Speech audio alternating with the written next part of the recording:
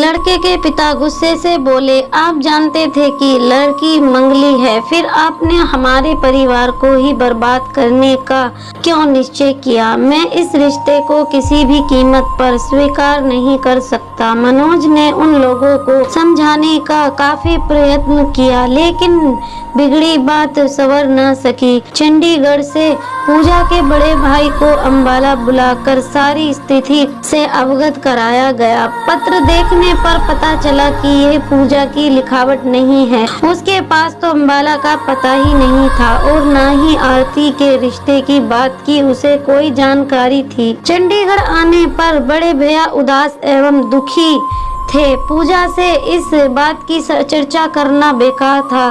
घर का वातावरण एक बार फिर खामोश हो चुका था। उषा दीदी की बड़ी लड़की नीलू पूजा से सिलाई सीखने आती थी। एक दिन कहने लगी, पूजा दीदी, आपने जो चिट्ठी किसी को बेवकूफ बनाने के लिए लिखवाई थी, उसका क्या हुआ? आरती के कानों में इस बात की भनक पड़ गई और वह झटपट माँ तथा भाई को बताने भाग गई। 2 दिन पश्चात पूजा की माँ ने उषा के घर जाकर नीलू से सारी बात उगलवा ली कि पूजा दीदी ने ही मनोज भाई साहब के रिश्तेदारों को तंग करने के लिए उससे चिट्ठी लिखवाई थी। आरती और पूजा में बोलचाल बंद हो गई, लेकिन फिर धीरे धीरे घर का वातावरण सामान्य हो गया।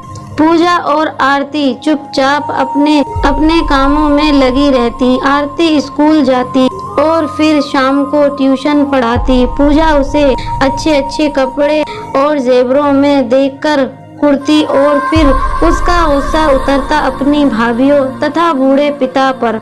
मैं पैदा ही तुम्हारी गुलामी करने के लिए हुई थी, क्यों नहीं रख लेते मेरे स्थान पर एक माई? स्कूल की अध्यापिका आरती को समझाती, अब भी समय है। यदि कोई लड़का तुम्हें पसंद कर ले तो तुम खुद ही कोशिश करके विवाह कर लो। आरती की एक सखी ने अपने ममेरे भाई के लिए उसे राजी कर लिया था और उसके साथ खुद दिल्ली जाकर उसका विवाह तय कर आई थी। आरती की शादी की बात पूजा को बता दी गई थी। पूजा ने केवल एक ही शर्त रखी थी, आरती की शादी में जितना खर्च होगा उससे 2 गुना धन मेरे नाम से बैंक में जमा कर दो, ताकि मैं अपने भविष्य के प्रति आश्चर्य हो जाऊं।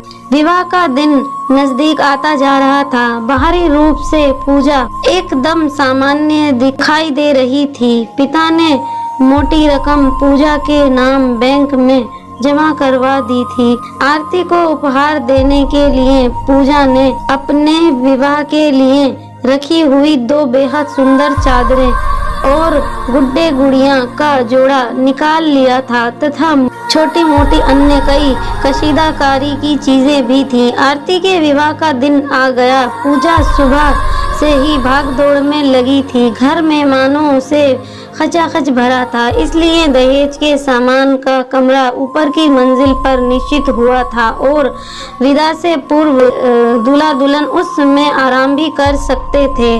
उस कमरे की चाबी आरती की बड़ी भाभी को दे दी गई थी। पूजा ने सामान्य सा सूट पहन रखा था।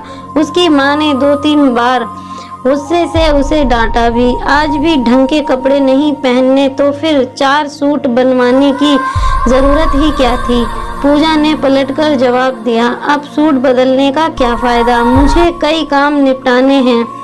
माँ बड़ी खुश हुई कि इसके मन में कोई मलाल नहीं, बेचारी कितनी भागदौड़ कर रही है। पूजा अपने कमरे बार बार आ जा रही थी। भाभी समझ रही थी कि शायद माँ उसे ऊपर काम के लिए भेज रही है और आरती समझ रही थी कि शायद अधूरे काम पूरे कर रही है।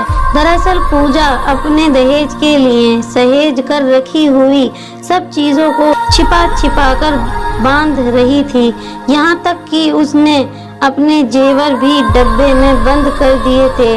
बारात आने में केवल 1 घंटा शेष रह गया था। आरती को मेकअप के लिए ब्यूटी पार्लर भेज दिया गया था। और पूजा घर में ही अपने आप को संवारने लगी थी। उसने बढ़िया सूट पहना और श्रृंगार इत्यादि करके पंडाल में पहुंच गई। सब रिश्तेदारों से हंस हंस कर बतियाती रही। निश्चित समय पर बारात आई तो बड़े चाव से पूजा आरती को जयमाला के लिए मंच पर ले गई। इसके पश्चात पूजा किसी बहाने से भाभी से चाबी लेकर पंडाल से खिसक गई। बारात ने खाना खा लिया तो घर के लोग भी खाना खाने में व्यस्त हो गए। अचानक बड़ी भाभी को ख्याल आया कि पूजा ने अभी खाना नहीं खाया। आखिर पूजा करना क्या चाहती थी और बड़ी भाभी से चाबी लेकर कमरे में करने क्या गई। आगे की स्टोरी जानने के लिए हमारे चैनल को सब्सक्राइब करना ज़रा भी ना भूलें और ऐसी और इंटरेस्टिंग स्टोरीज़ के लिए बेल नोटिफिकेशन को भी ऑन करें ताकि आने वाली अपडेट आप तक सबसे पहले पहुंच सकें। स्टोरी पसंद आई हो तो लाइक शेयर कमेंट ज़रूर से करें। Thanks for watching.